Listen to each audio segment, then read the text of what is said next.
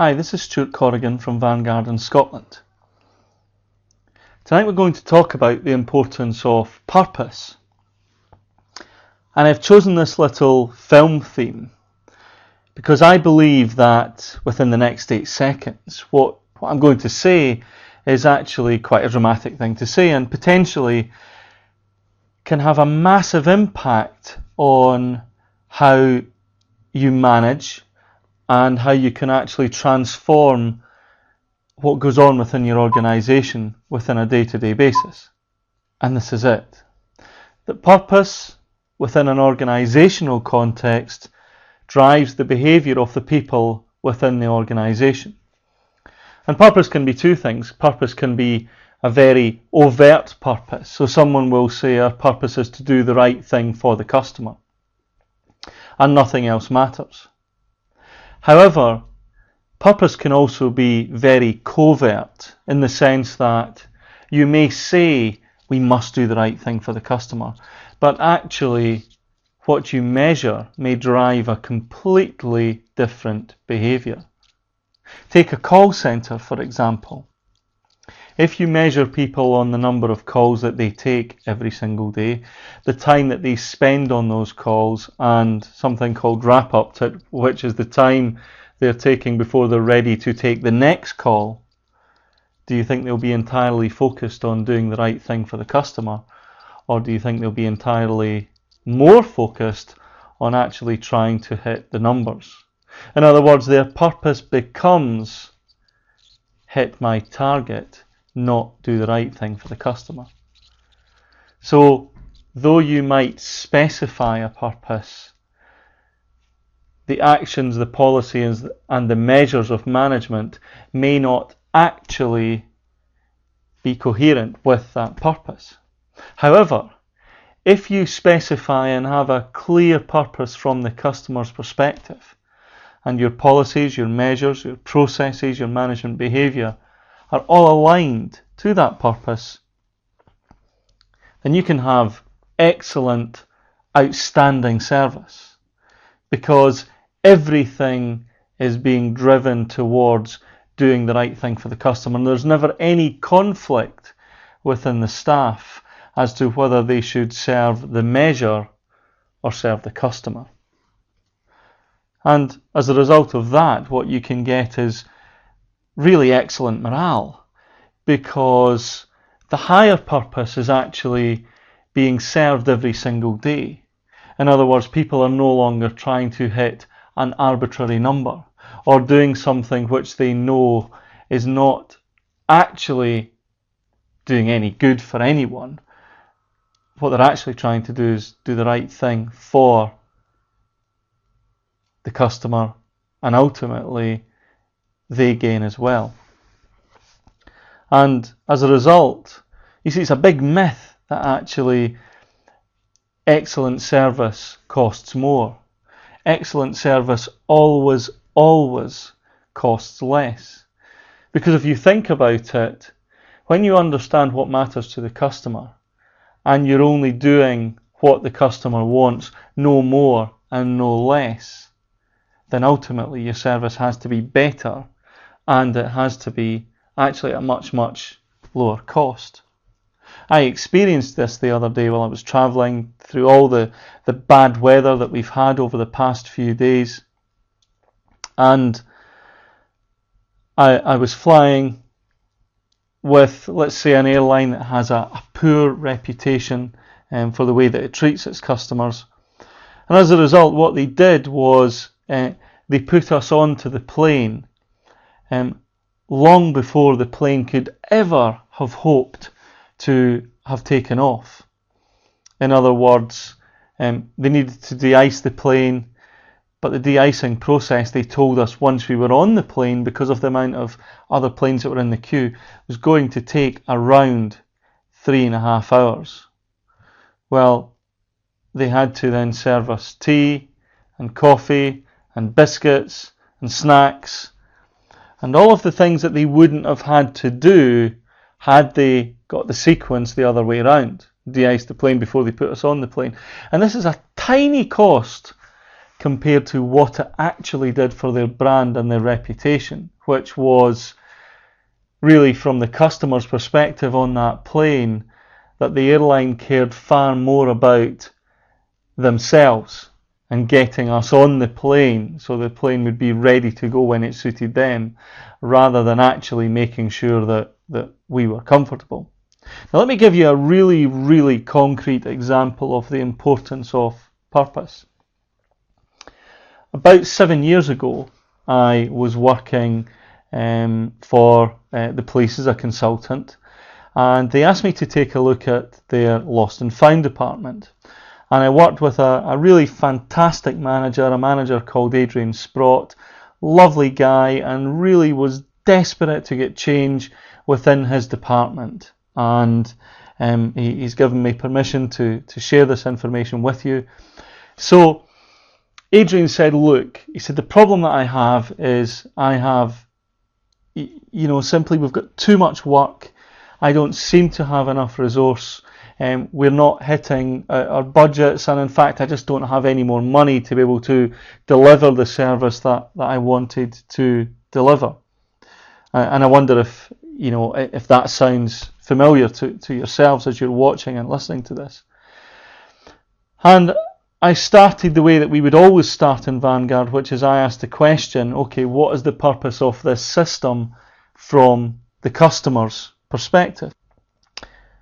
And Adrian said, well, I guess it's obvious that the purpose of the system is to return a lost item to its owner.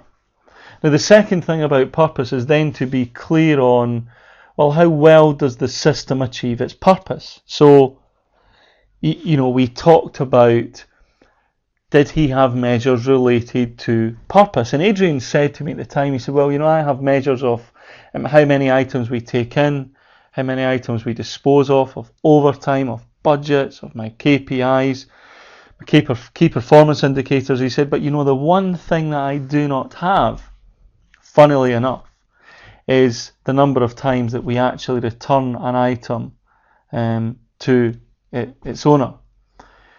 So we settled on gathering data on the number of items that came in and the type of items that came in, and then the number of items that were disposed of at the end of the process. And we thought, well, if we'd subtracted one from the other, that would automatically allow us to, work out how well they achieved their purpose. And it just so happened that Adrian's team had done a fantastic job of categorising all the items, so he knew exactly what the different items were that were coming in, and he also knew how many items were coming in. And it just so happened also that we started in looking at this data at the back end of the alphabet, which meant that the first item that we looked at was umbrellas. And here is the profile for the umbrellas that were lost in Edinburgh going back 5-6 years ago now. And as you can see, number 1 equates to January, number 12 equates to December on the bottom axis, and on the vertical axis it tells you the number of umbrellas that were handed into the system. And as you can see, obviously there are more items lost in the winter than there are in the summer. So then we turned our attention to the number of umbrellas that were actually disposed of at the end of the process. And by the way, as we mapped the process later on, we found that there was about 140 steps in the disposal or in the incoming, logging and then disposal process. So what we did was we then looked at the umbrellas that were disposed of, and we looked at the profile, and this is the profile that we saw.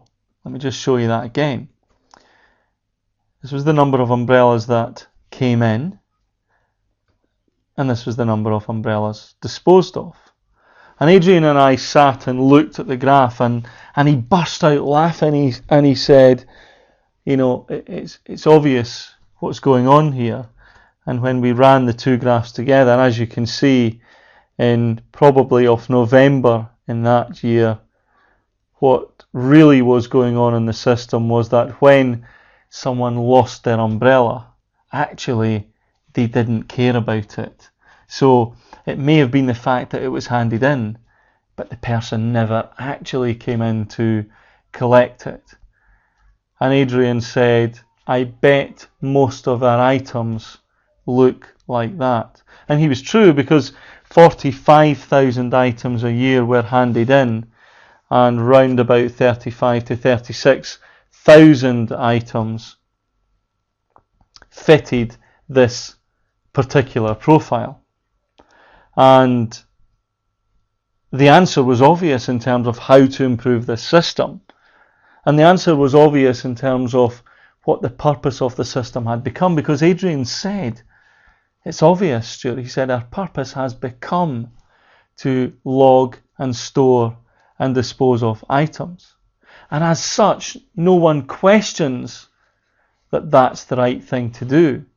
He said, but when you change your purpose, when your purpose becomes to actually take in an item that someone wants back and to try and return that item, then it's obvious that therefore what we need is a completely different set of policies, procedures and processes. And he said it's obvious in fact that we wouldn't even take in any of the items that people don't want back.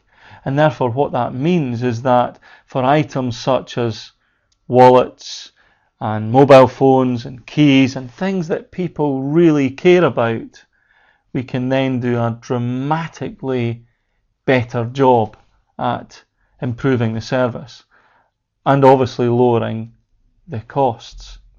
And he was right. And they went on to change that system, and they went on to do a dramatically better job. And with the freed up capacity, they went to work with some of the shops in the Edinburgh area to actually help them improve their processes for the lost and found system. Now you may be thinking, well, big deal, this is lost and found. Well, this is a big deal, because actually what it meant is it meant better service for someone who potentially had lost something that was very, very important to them.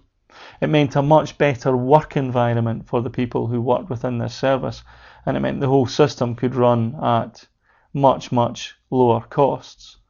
And if you take this across any organisation, and if you were to look at your system from the customer's point of view, you may find that actually your purpose has become internally focused.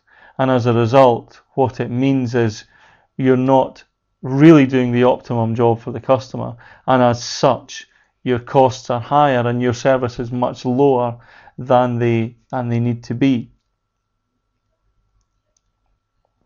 For example, if you think about benefits, and if you were to say, well, if the purpose of the benefit system is to pay a benefit right first time to the customer, then potentially the way that you would configure that system is to do away with front and back office and make sure you had all the skills and knowledge necessary to do the benefit right at the point of transaction for the customer. In a typical call centre, if you were to say that the purpose was to solve the customer's problem one stop, then you'd have all the skills and knowledge required and design your system to be able to do that particular service one stop. If you said that in a project environment, the purpose was to deliver your projects on time, in full and on budget, then you would change the way that you ran your projects, and you would have a clear priority rule. You would do your best to eliminate any multitasking within the system, and what you'd also do is release the flow of projects into the environment such that you could improve your throughput. You see, with a change in purpose, what actually happens is you get a change in behaviour as the actual outcome. So you spend less time trying to get the staff to do the right thing, because doing the right thing is an outcome of actually the design of the system. So I'd like you to ask yourself 3 questions. Question 1 is, does my organisation have a clear purpose from the customer's perspective? Why not go out and sit down with your team and say to them individually, what do you think our purpose is from the customer's perspective? And see if they actually have a clear view on that and see whether they all share a common purpose. Second is, does everyone actually understand the purpose and what it means behaviourally? Third is, as a leader, am I constantly out there trying to reinforce the purpose? And I'm reminded of some work that we did recently with a really fantastic manager, Russell Clark, down in the city of Lincoln Council. And Russell said, look, it's obvious that if we think about our system, which is housing repairs from the customer's point of view, our purpose is to do that repair one stop. Hence, his mantra, the policies, the processes, the procedures all became about delivering that repair one stop from the customer's perspective. And finally, do we have measures related to the purpose? In other words, we have a clear purpose. Do we really understand how well we're achieving that purpose? And hence we can then start to experiment with method in order to constantly improve our purpose. If you'd like more information on systems thinking as a means, as a way of transforming your organisation in order to get better service, better morale at lower cost, in order to do more with less, then I'd encourage you to go to our website, which is systemsthinkingmethod.com, and you can see that I got this template from a website called presentationmagazine.com. It was free, and you can get many more templates for free from that website. As ever, I wish you well. I hope that I've given you a few ideas that will spark some creativity and imagination that you can go on and do great things within your organisation. Thank you very much.